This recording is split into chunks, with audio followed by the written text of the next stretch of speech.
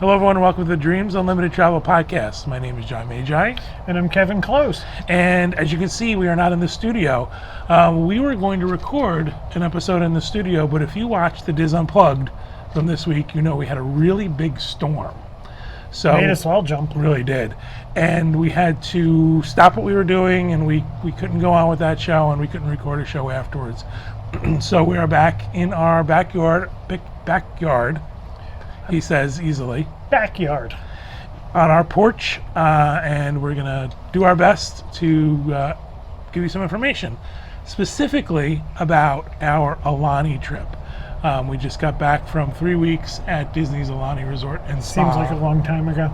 Does seem like a long time ago. And we had a really good time, and we did a lot of different things. We did a lot of things we haven't done before, so we're gonna share those with you probably in later episodes.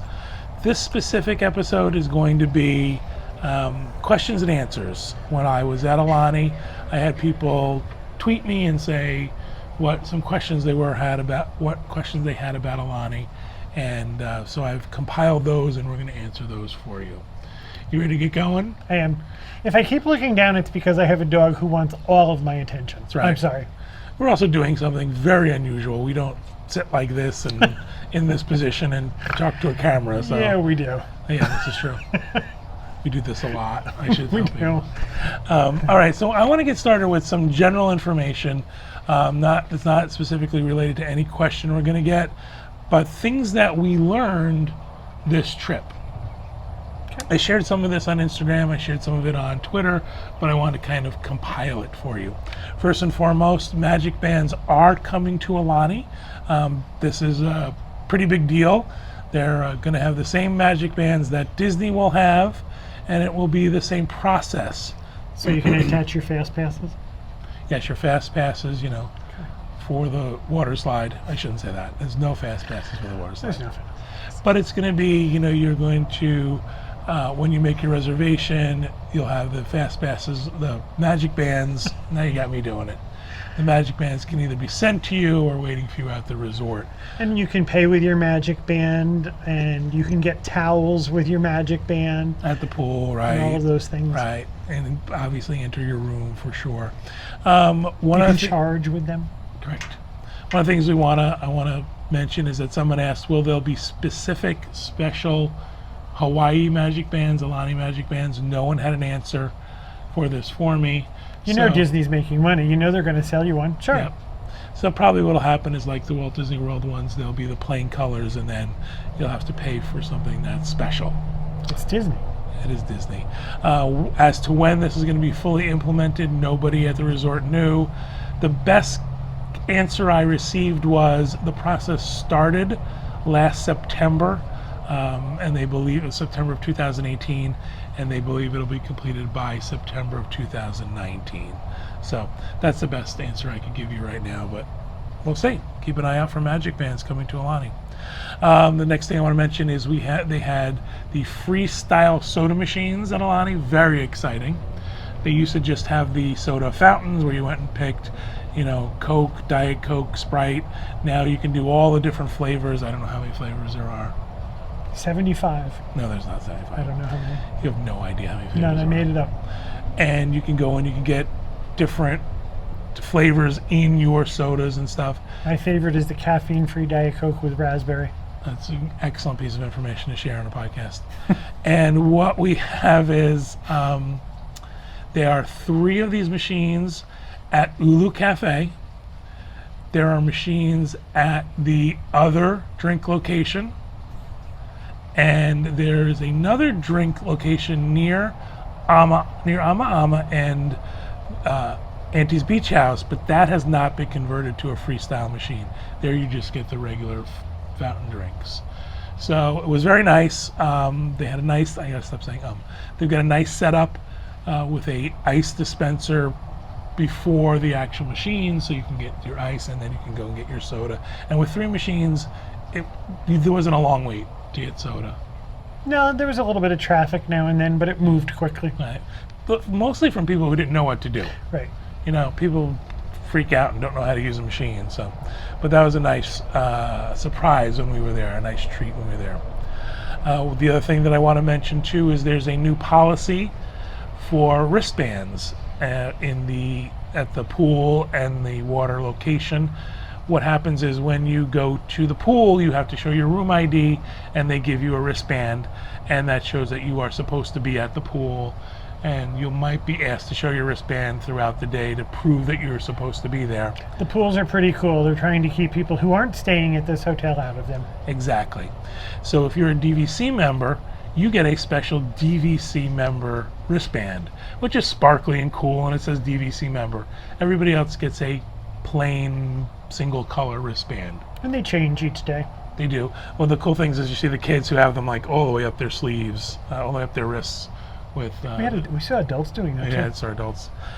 What I wanted to say, the new policy is that if you don't have your DVC card with you, you can't get the DVC member wristband. It used to be show your room key and they could tell from your room key that you were a DVC member, but now they want to actually see your DVC member card. That's so that folks who are staying there on rented points, or if someone else has booked a room for you, a friend or family, you're not the actual member, you don't get the perk. And part of that, the reason for doing that, is because DVC members get a discount. Get a discount on food and on certain purchases. So you show the wristband and that shows you're eligible for the discount. Without the DVC member wristband, you don't get those discounts. In 3 weeks, we never once remembered to bring this with us. No, that's true. We didn't. And a lot of times it was, should we go back and get it? Oh, no, it's too far No, away. I'll pay the extra $1. It's all the way up in the hotel. I want you to talk about this for a little bit. Okay. Because you were the one who was most, I don't want to say upset, but impacted by it. The food at the Ulu Cafe has changed. And Oh my gosh, yeah. Go ahead. I was upset. You were upset. The Ulu Cafe and their grab and go used to have things that we really enjoyed. It was a wider variety. I had a particular like for Vietnamese shrimp spring rolls, and on more than one occasion had them as my meal. And I was very excited to go back. I'm not going back to Aulani for shrimp rolls, but you know, that's a nice option. That's the thing, you like, one of those things where you think about when you're planning your trip, Right. and you go, remember those really great spring rolls you could get? Oh, I could go get them for lunch one day. Yeah. We could sit by the pool and have those. And it's a turkey sandwich, a ham sandwich, a chef salad, or not a chef salad, a Caesar salad, or a Caesar salad with chicken. That's the options now. Those were the options. Now there is some hot food, and they will make you pizza, and they do offer a poke bowl selection. But those are things you have to wait in line for. This was a grab and go. And they used to have a Chinese salad similar to what they make in Wolfgang Puck in Disney World. At Disney Springs, they had that Chinese chicken salad that was really good. Those things were all gone. Yeah. They didn't, and I asked if I had just been there at the wrong time. Did I miss the spring roll rush? And they just looked at me like they had never heard of what I was talking about. So in my opinion, that's a minus. Yeah, again, I think the best way to describe it is that it seems like the grab and go items have been dumbed down. Yeah, it's like, I'm going to be honest with you. Plain sandwiches. It's like gas station food now. There's nothing there that I would say to you, oh, go to the Ulu Cafe and get their turkey sandwich. You could get it anywhere. Yeah. I will say this, we had their poke bowl one day. We loved it. It was delicious. So that's a great option, but again, it's not a grab and go item.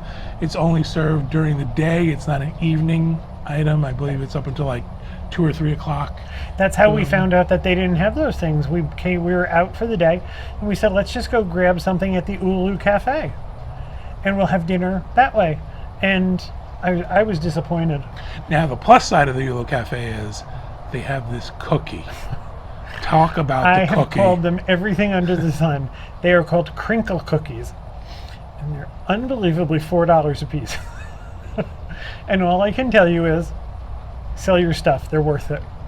Delicious. Kind of a soft baked cookie. The outside is crisp, and when you bite into it, the middle is soft and almost gooey. It's kind of chocolate. like the cookie version of a molten lava cake. Yeah. But they're not warm, and I'm not joking. They're $3.99. However, I think we were there more than once to get them. They were delicious. You need milk with them, though. All right, so those are the things I wanted to make sure we got in as far as what we noticed new on this trip.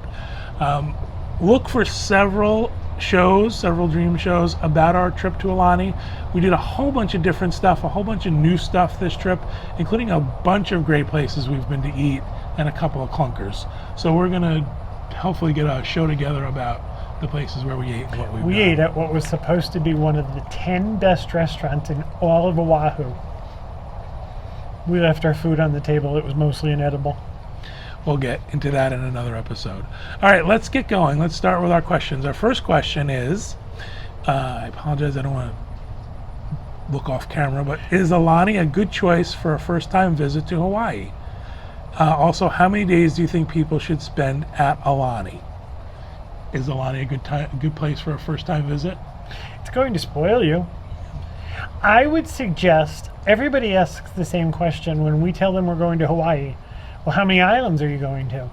And we have visited many of the islands. We took a cruise where we went island to island.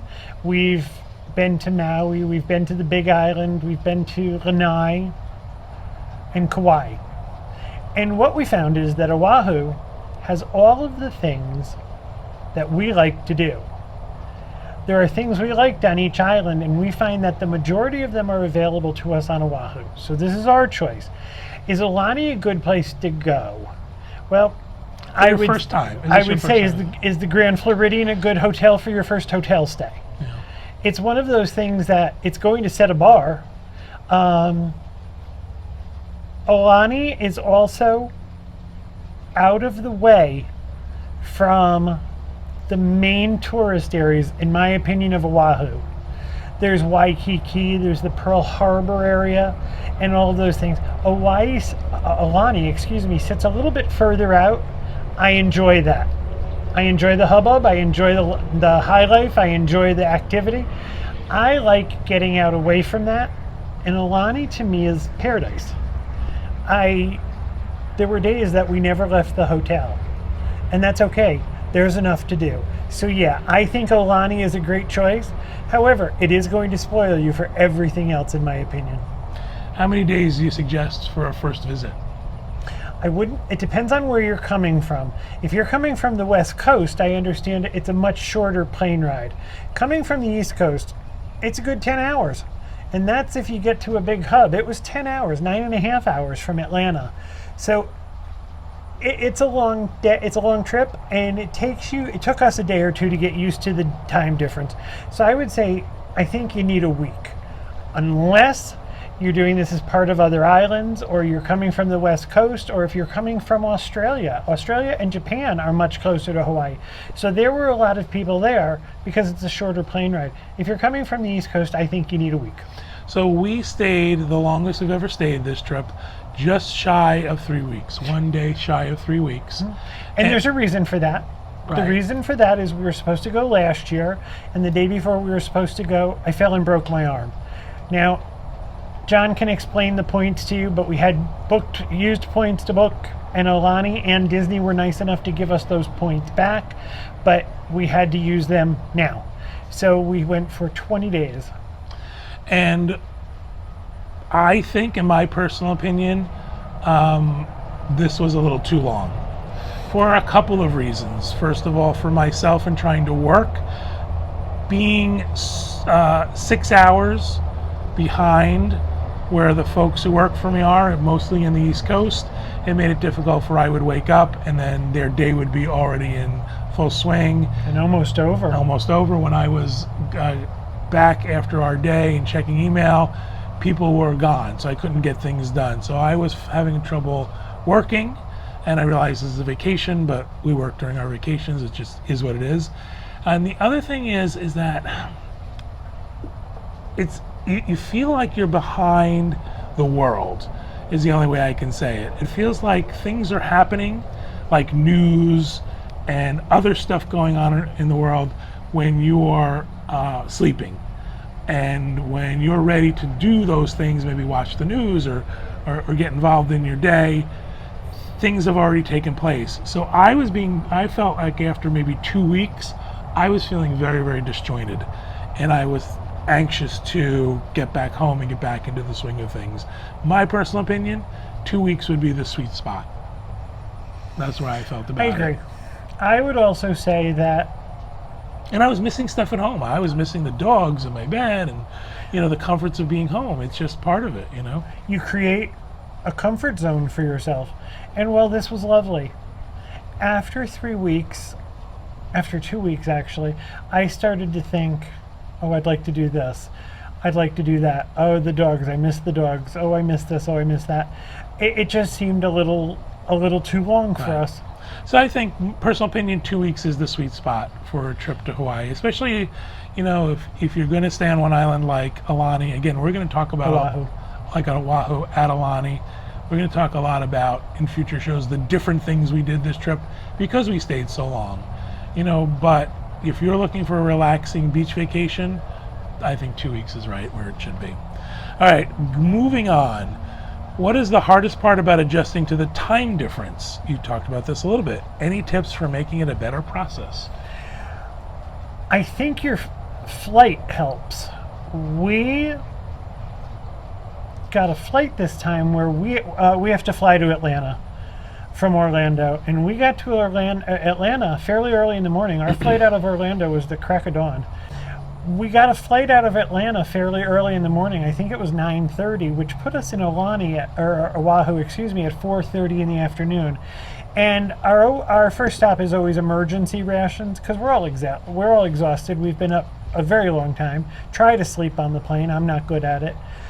But it puts you in Hawaii at a time when you would be having dinner and quieting down and getting ready to go to bed anyway. So I think that helped us this time. That was a huge, huge help for us because Kevin, really hit the nail on the head, got it spot right. When we got there, we got the car, we went and we did what we had to do. We got to Aulani, we could check in. Our room was ready at that time. So there wasn't that waiting period? Right, where your luggage is being handled and you're trying to figure out what to do. We tried our very best not to go to sleep right away, so we had dinner and we hung out. We did go to bed early. We did, but you got to figure if you add 6 hours to whatever the time is in Hawaii, that's the time that we left. So when we finished dinner at 6 o'clock. 6 o'clock, it was 6:30. really midnight. But it was the right time to go to bed. It wasn't like we were going to bed at 11 o'clock in the afternoon. The other thing that John said, which really surprised me, I had never thought of it before, one of the things that we do at the end of the night is we sit down and watch some TV.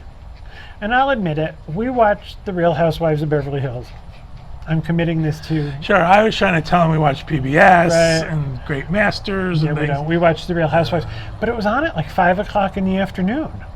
And I've made no bones about it. I love the Tony Awards. I'm a Broadway fan. It was on at 2 o'clock in the afternoon on a Sunday. So it kind of messes with your time a little bit. Now, that's something that I would have watched at the end of my day. But so it messed that up a little bit. So we found ourselves getting up much earlier in Hawaii. First of all, it's very hard to sleep when you know the Pacific Ocean is just outside your window. So you're up early. There's noise outside your room. The Pacific Ocean's out there. The sunrise is coming up. Watching Aulani wake up is beautiful. So we found ourselves getting up earlier and going to bed earlier. The biggest tip that we give people in general about jet lag is try not to go to sleep, try not to nap when you get to your destination. Try to get to at least a point in the day where it's normal for you to start to go to bed. Even though it's earlier than you would do, you can still go to bed at a time that, quote unquote, makes it a little bit more normal. If you fall asleep at 1 o'clock when you arrive somewhere, you're all messed up. Right. And The other thing I would tell you, this helps me, and I've taught everybody that travels with me, when you get on the plane, your last plane, you can't do it before that because you'll mess up your flights. When you're on the plane that's going to take you to your destination, change your watch to the time you're going to be living at. So when we got on the plane in Atlanta, I was getting off the plane in Hawaii. I moved my watch 6 hours back because it's 6 hours earlier there. And mentally, in my mind, start living like it's that time. It works going to Europe for me too. I convince myself it's later than it is that way. I find that helps a great deal, so that you don't hit the ground thinking, what time is it? What day is it? I also want to add one more thing about about sleeping, is that you're gonna probably, because you're sort of sleep deprived, you're gonna fall asleep earlier, but I think you'll wake up with the almost right time. We found we were doing that. While it wasn't exactly when we were waking up, it was still about the right time. Some people might be messed up and get up at 3 o'clock in the morning. We didn't find that to be the truth.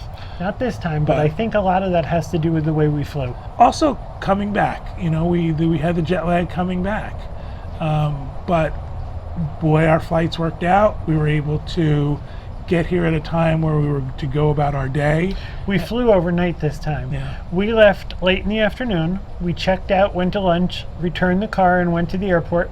And we got back into Orlando at 11 o'clock the next day because of the time difference. And it seemed like that was the right thing to do. We had to go get some groceries to put in the house. We had to get things done on our first day back. So we were back on regular schedule fairly early. And I think scheduling your flights can help with that. All right, so let's move on to our next question. What is Aulani like for families? My kids are great travelers and love cruise ships. There's the dogs. Would they love Aulani as well? Yes. Yes, plain and simple, yes. 1,000,000% yes. There's a lot of stuff for families to do. There's a lot of stuff for kids to do. Depending on the age of the kids, there's the kids clubs, and there's all of the pools water for every age. Right. From the very young, which is more like a splash pad with things that dump on you and things like that, to the lazy river, to water slides, to an adult pool. The other thing is, Aulani has many, many activities scheduled throughout the day. There's jewelry making, there was lotion making, there was sand dollar painting, there were hula lessons, there were cooking lessons. That's not my idea of a vacation. I don't have children, so I don't partake in those. But you could see people doing them all over. There's a great activity where they give kids an iPad. It's got a built-in plastic case around it, and you do the scavenger hunt and look for the menahunis. Those are the little sprites throughout the resort who cause mischief. And some of them talk, and some of them sing, and some of them do other things like spit water. So great for kids, absolutely positively. If your kids love a cruise, you're going to love Aulani, because there's a sort of a shared mentality of how they approach children with activities and things that they can do. And they're going to crash at the end of the day. Right. So let's go on. Let's move on to our next question. Mike, boys are ages 5 and 9. I wonder what their kids club is like. Can I drop my boys there and get adult time for a while? We've done it a couple times now. We've talked about the kids club. We've done a tour of it, and we've talked to some of the folks there and discussed what the activities are. The kids club is amazing. I have to tell you about my favorite feature. Go ahead. It's always sunny in Hawaii. And when it's sunny, kids want to go out play. And there is an activity yard out back where they play games, and they have races, and they have organized things. But then inside they have a room, and it's called the rain room. It very rarely rains in Hawaii. Well, that's not true. It very rarely rains for long in Hawaii. So what happens is when it rains, kids come inside and do quiet things. And there's this giant TV, and there are books, and there are sofas and blankets. But what's really cool about it is the room is designed so that outside the windows, it's raining. The sky's a little gray, and it's almost like there are thunderstorms going on outside of this room. It's all Disney Imagineering, but it's a great place. The minute I went in there, I thought, oh, this would be a great place for a nap. So yeah, there's a lot of stuff. There's a dress-up corner. There are these amazing tables that are touchscreen. The top of the tables are games. I remember playing one. We got to tour it, and it was all about catching certain goldfish. And the goldfish would go skittering across the screen, and you had to try and touch them. I could have spent the day in there. There's story time with Auntie. There's different activities, or they're doing things with the different aged kids appropriate for the age group. You will absolutely be able to drop the kids off and go and have fun. There is a point in the day, very early in the day, when you can go and visit Auntie's Beach House and get a tour of it before it opens, and they start taking the kids in, so you can go and see it and make sure that it's to your liking. But this is one of those things, kind of like the kids club on the Disney Cruise Line, where you think, oh, my kid's not going to be happy, going to be away from me, my kid's going to be upset. You're going to have to drag them out of there. This isn't kid storage. Right, exactly. They're going to love it. So yeah, 5 and 9, they're going to love the kids club. They're going to love the pools. They're going to love everything about Aulani. There's a shark reef. You can go swimming with sharks. Right. All right, so it's called Rainbow Reef. Next question. We have 3 girls, 18, 14, and 11, and our older 2 are worried that there's not enough to keep them occupied. Their ideal vacation is Walt Disney World, rope drop to Kiss Goodnight. What is there to do for a young adult and a mid-teen? So in addition to all the other stuff we mentioned, of course, all day long they're going to be in the pools and in the ocean and paddleboarding and canoeing and swimming and snorkeling and doing all that stuff. There are teen activity clubs. And they're not going to like it. I'm going to be honest with you, yeah, the feedback we got out from a lot of that is that, it's not cool, it's not fun, it's kids hanging out and not... I'm just being honest. Yeah. There are shuttles to the shopping centers. Well, I was going to say, that's what I think will make the difference here. We went to see a movie at a local shopping area, very close to Aulani. And Aulani offers shuttles to it. I'm not going to try to pronounce the name of the shopping area because I know I'm going to mess it up. I don't remember. But it's pretty much every half hour you can go to... It's about 1.5 miles, maybe 2 miles from Aulani. Go to the concierge desk, get a schedule for the van to go over. There's, I don't want to say ton of shopping, but there's definitely enough to keep an 18-year-old and a 14-year-old girl occupied. Absolutely. Right? For there's a movie theater, there's a food court. It's an outdoor mall. It's an outdoor mall. It's not covered. It's not all enclosed. We had a good time there. We spent a couple of hours and went to a movie. No, it is not. Aulani gets quiet in the evening, right? Unless you want to go listen to music or sit in a bar. It does get quiet in the evening. However, I am not the most active human being on earth, but by the time nighttime rolled around, I was ready to call it a day. We had active, busy days, and I think if your kids are active and busy during the day, this is not the same as Disney rope drop till they throw you out. It's a different thing. But if that's what you're looking for, then you're going to have to travel off Aulani. Waikiki is enough to keep you busy from rope drop till you get kicked out. So, right, depending on how long your vacation is, how many days is that going to occur? How many days are you going to go to get the shuttle and go to the mall and go to Waikiki? I think their days will be fun-filled. I think nights are going to be quiet, but there's a reason why the nights are quiet, because again, you are busy all day, every day, that people go to sleep. But also they had outdoor movies every night. Right. And they had they have a campfire, a storytelling. I'm getting this wrong. There's a name for it, but you make s'mores and listen to them tell stories out by the campfire. I apologize, I don't remember the name. There's also the luau. We'll talk about that on another show. We did the luau. So they can absolutely be busy all day, every day, but I don't think that that's really something that's going to happen. I think people are going to wind down at night because, again, you're out all day doing all of these fun things in the sun and having a great time, that at night you kind of need to wind down a little bit. I agree. So that's my opinion. I agree. And I'm sticking to it. All right. Is there enough variety in restaurants at Aulani for a week's stay? Are there other places nearby you can visit and dine? No and yes. Right. There are not enough places at Aulani for a week's stay for you to eat someplace different every meal. Next question. Every night.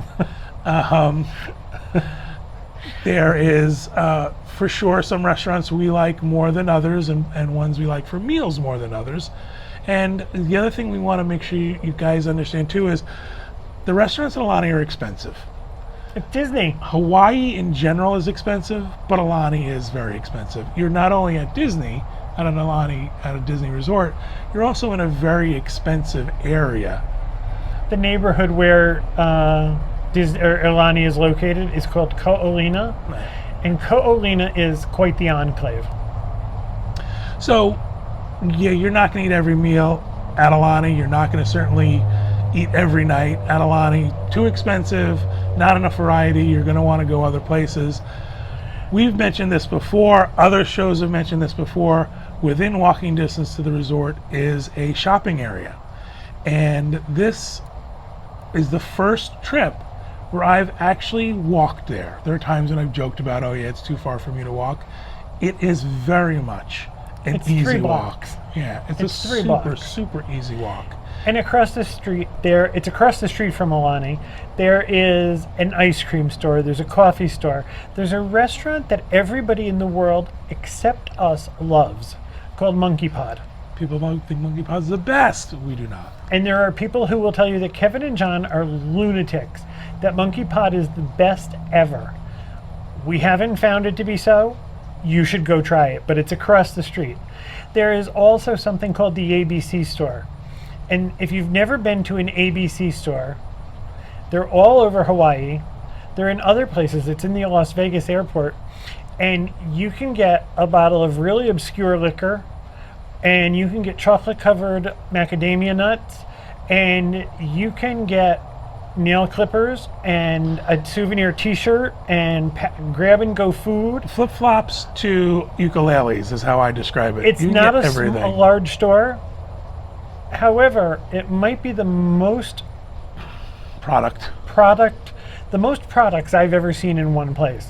We like a very specific kind of spaghetti sauce here in Orlando called Rayo's sauce. And sometimes it's hard to find here in Orlando. They had it at the ABC store. So They've got hot food there. They've got grab-and-go stuff, which we've done. We did a couple of nights of fresh very vegetables. good fresh vegetables. In addition, there's a taco place. There's a Mexican restaurant called Just Tacos. Yep. There is we ate Island there. Pizza. Island Pizza. It's a decent pizza. And this is from a New Yorker and a New Jerseyite. New Jerseyan? A Jersey boy. It's good pizza.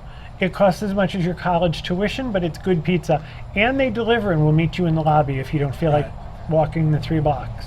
So you've got tacos, you've got pizza, there's another place over there that was new to us called Eggs and Things. Eggs and Things. Eggs and Things. It's I a don't know. breakfast place, and at breakfast it was really crowded. Later in the day it wasn't. And then there's a island barbecue place. And in the 3 weeks we were there, I didn't ever see a person in there. There's no person in So there. that tells me something. Right. There were lines at other restaurants. There was never a line here. So here's some options for you for your whole week in Aulani. You can certainly walk over there, do those things, grab and go at ABC store and bring it back. Walking the other way across from Aulani is a golf course that has a Roy's in it. And Roy's is a national chain of restaurants. We ate there this trip for the first time and surprisingly had a really good meal, an excellent meal.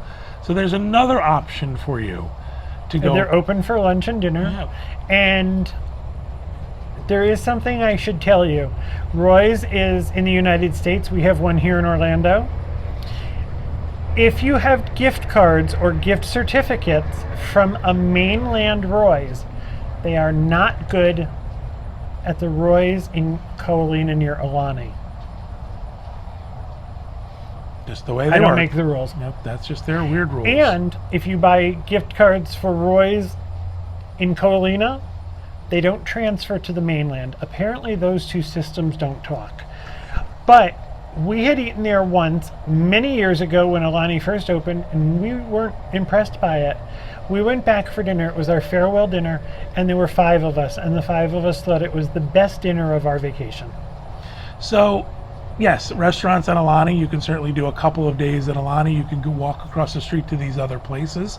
And then the other option is there are places nearby. If you have a car, certainly the entire island is available to you. And again, we're going to do a show on restaurants we've been to and restaurants we love. You can go to a bunch of really great places all around the island. However, there's even some places that are close enough that you could take an Uber to. There's one of our favorite places is actually an Italian restaurant called Assaggio's, and it's a $10 Uber ride. One of the folks in our group did it, met us there, and spent $10 to go there. Great food, great portions. Again, you have to keep in mind Hawaii is expensive, and that this is everywhere you go, it's going to be more than you think it should be. But it was still what I consider good food for a good price.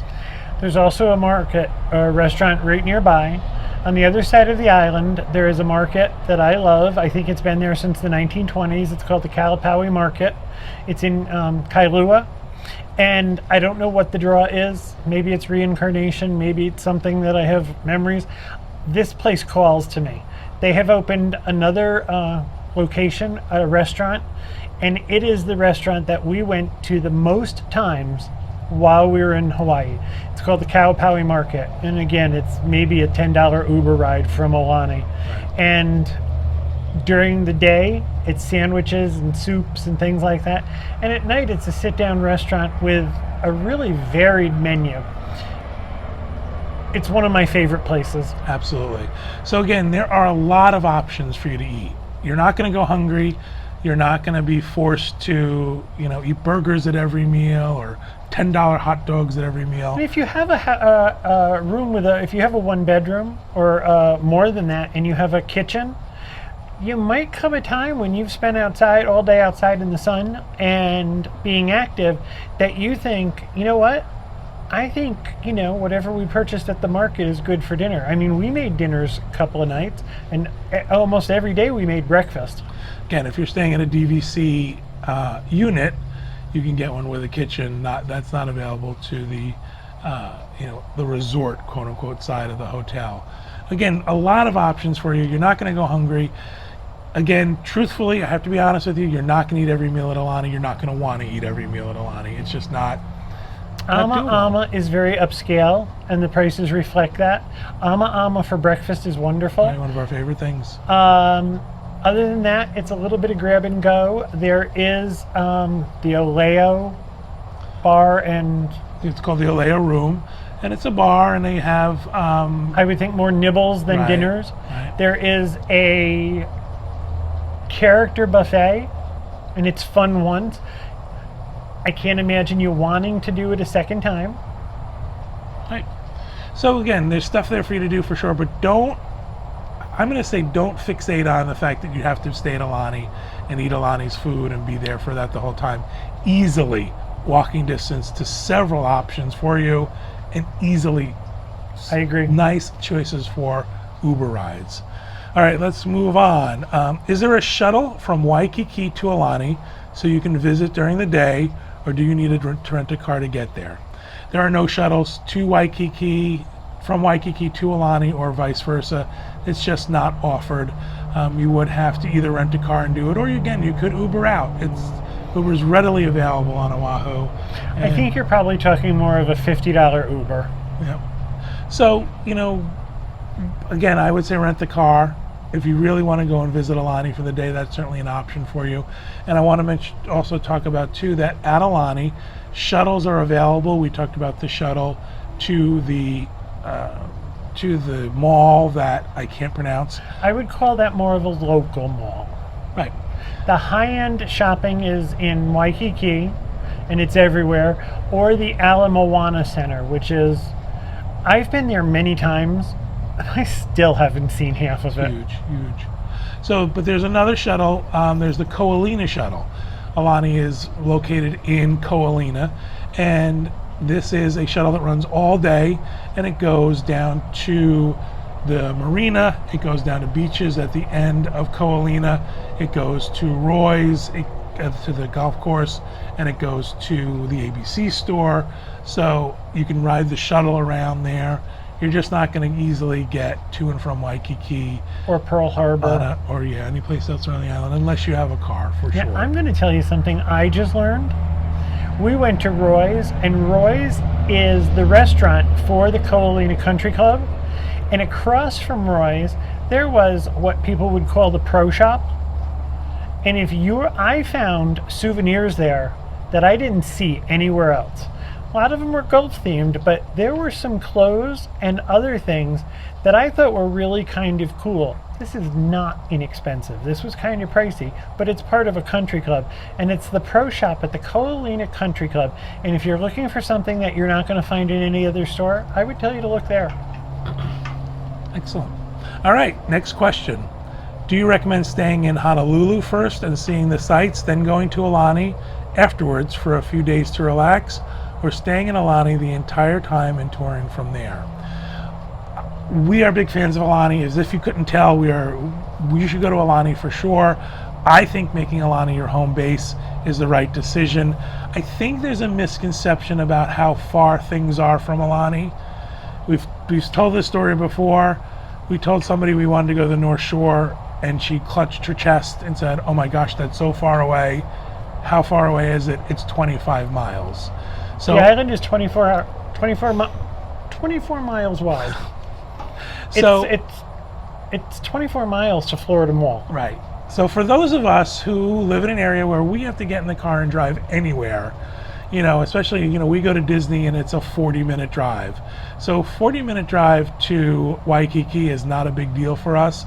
We certainly think if you're willing to rent a car, you should stay at Aulani.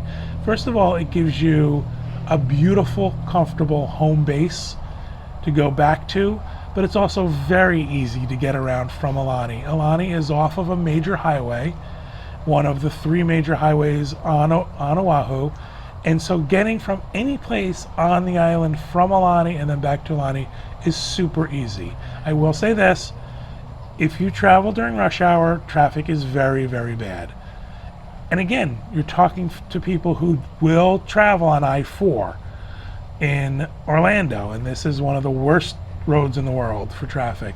So it doesn't scare us. We're used to it, and getting in the car and doing stuff is not a big deal, but I still recommend staying I'm in going Aulani. back and answer the question better. Thanks. Well, here's the deal. I apparently didn't do a good job. We stayed in we stayed on Waikiki Beach the very first time we went there, and we stayed there for a couple of days. Aulani wasn't even open there. We were doing a preview, and Waikiki is very busy. There is super high-end shopping, Hermes, Louis Vuitton, Prada, Chanel, all of the names that you can come up with.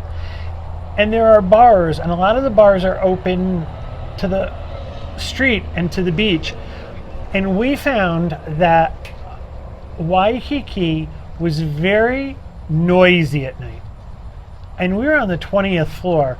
And I think the bar underneath waited until I started to fall asleep to dump large barrels of glass bottles into a metal container. It's busy all the time. And what we found is that we don't like that. Not to stay in it. Parking is unbelievably difficult. You're going to pay to park. So what we found that we love to stay in Aulani, which is peaceful and serene and paradise, and travel out and visit other parts of the island. That's my suggestion. Go see Waikiki. Go enjoy it. Have some fun at night. Go shopping. Go watch the other tourist shop. Watch what's going on. There's a bar in the Outrigger Hotel called Duke's. It's named after the famous surfer, Duke. I forget his last name. Kamehameha, Kamoramora, I forget. But everybody goes there to watch the sunset because the view is perfect. There's that level of activity, and there's a cheesecake factory that is always full and always loud. But there are a bunch of little enclaves. One of the places we enjoy going is someplace called the Hawaiian Village. And it's all attached around a hotel, and it's this little shopping enclave that we love. But I would make that a day trip. There's going to be a lot of people who disagree with what we're saying. They're going to tell you, yes, stay on Waikiki. But this is our show. And I'm going to answer it better now. I'm only kidding. The other thing I want to add to that is that Waikiki is not that big and pretty walkable. So that's the type of thing where if you went for a day, you could park your car and see all of it. and walk around and see a lot of it. I'm going to there's guess from one end to the other, we're talking maybe 15 blocks. But it's 15 blocks jam-packed with stuff. There's never a lack of things to see and do. Right. So our opinion, stay at Aulani, then go over to Waikiki and the North Shore, make those your day trips out from Aulani. We are talking about maybe 25 miles Right. apart. And again, that's what the point I wanted to make was this is not a big commute. And I'm sure most of you who are watching us and listening to us, your daily commutes are much longer than this, even in rush hour traffic. You know, people would say to me, "Oh, I did most of the driving." People would say to me, "Who's the driver?" And I said, "It was me." Like, "Oh, you're driving at, rush hour." I'm like, it's not a big deal. It's very easy, very doable. All right, let's move on to our next question. The next question is, how easy is it to island hop? I would love to try and see everything in Hawaii in one trip. All right, so here's the deal. First of all, you're not going to see everything in Hawaii in one trip. It's just you're not going to see everything in Oahu in one trip. So you've got to kind of get out of that mindset. I just spent 3 weeks there and can think of 10 things I still haven't done. Island hopping, the ease of which is really depending on what you think is easy. I don't think it's easy at all. And there used to be ferries that took you from Oahu to Maui, and that was 3 hours, 3.5 hours on a ferry. Those don't run anymore. So pretty much your only option to island hop is to fly. And we had a friend come out from Maui one night to have dinner with us. And she hopped on a shuttle and she said it was great. She got to the airport, a half hour early, got on her shuttle. It was a half-hour flight, 40-minute flight, whatever it was. She thought it was easy. I, on the other hand, think, oh no, now I've got to go to the airport, and I've got to get on a plane, and I've got to get up to another airport. These are small commuter planes. This does not seem easy to me. So it depends on you. If you're willing to get on a plane and go see other islands, yeah. If that's your goal, I have a very strong suggestion for you. I suggest you take the Norwegian Cruise Line's Pride of America, visit all of the islands, and then spend a couple of days at Aulani when you get back. That will take you to each of the islands and give you a taste. There is excursions and things to do at each of the islands. We enjoyed it, but it taught us that we love Oahu. If you want to see all of Hawaii, that's the best bet. Do the Pride of America. And Dreams Unlimited Travel can book that for you. Exactly. If you're going to island hop, you're still not going to see a lot. What are you going to do? You're going to spend a couple days on Maui and then... Not even. Yeah. So, you're not going to see a lot, even when you island hop. If you've ever done a Mediterranean cruise, it's kind of like that. You get to go to certain places, but you get to spend a couple of hours in each one. If you were looking to maybe split your vacation and do half on Oahu and half at Maui, that could be an option for you for sure. But again, I don't think you're gonna. I think people might have a misconception about how easy it is to get to island to island to island, and it's just not that easy, in my opinion. All right, let's move on to our final question, which we kind of answered already. It says, I hear the food is expensive at Aulani and not that great. How do you eat well when traveling to Aulani? So, I think like anything else at Aulani, the food is hit or miss. We've had some incredible meals. We talk about ama for breakfast, one of our favorite meals when we go on vacation. We did it twice this trip. And it is certainly not inexpensive. It's on the expensive side. However, I would think $25 to $30 per person for breakfast. It is a beautiful location. You have an incredible view. It's unparalleled. And you've got good food. The flip side of that is we do not care for ama for dinner. We didn't care for the food. We thought the food was overpriced for what we received. And overly fussy. And again, you're talking about nighttime in this beautiful location. You can't see outside of the restaurant. So that kind of gets taken away. So again, Ama only has one wall. And that's the wall that surrounds the kitchen. The rest of it is open on 3 sides. Now it's covered and you're not going to get wet if it rains, but it's an open air restaurant. And it's lovely. We just think it's for breakfast. You know, you talk about the Ulu Cafe. The Ulu Cafe has some really nice choices, and you could make choices that wouldn't break the bank. So again, you've got to really look at what's hit or miss. We did a Makihiki, which is the buffet restaurant. It was fun for the character interaction. I didn't think the food was great, but we've It's mentioned a Disney buffet. yeah, it's a Disney buffet. Interesting about that buffet is it does cater to the Japanese market, so there are some unusual items on that. So, Especially at breakfast. you know, as far as the quality of the food, again, it's really about finding what you like and eating what you like. We certainly can do it. Is it expensive? Yes, it's expensive, but we also want to make sure you know that there are other options available to you. Things we mentioned in a previous question about walking across the street to certain restaurants or taking an Uber to other places. Other than the flight and maybe car rental, going to Aulani is not more expensive than going to Disney and eating. If you've stayed at the Disney hotel and eaten on property, you understand what you're up for. So the really good thing about Aulani too is that there are. You talk about eating well. There are options for you to do that, in that there are places where you can shop. So maybe you don't have a room with a full kitchen and you just have a refrigerator. You can get cereal and fruit and milk and juice to have breakfast in your room. Save yourself a little money. Something you would do at a Disney resort, right? Make one of your meals be a stay in the resort meal, so that you're not going out to eat and spending that money. There are also grab and go locations. There's a burger shack in the middle of what they call the valley. That's the pool area between the two towers. And you can go get hotels and chicken sandwiches and things. Hotels? The hotel towers. Oh. Right. Keep going. All right. So, you know, again, think about this in the terms of what you would do at a Disney resort. You know, maybe at a Disney resort, you are going to have a car and you're going to eat off property.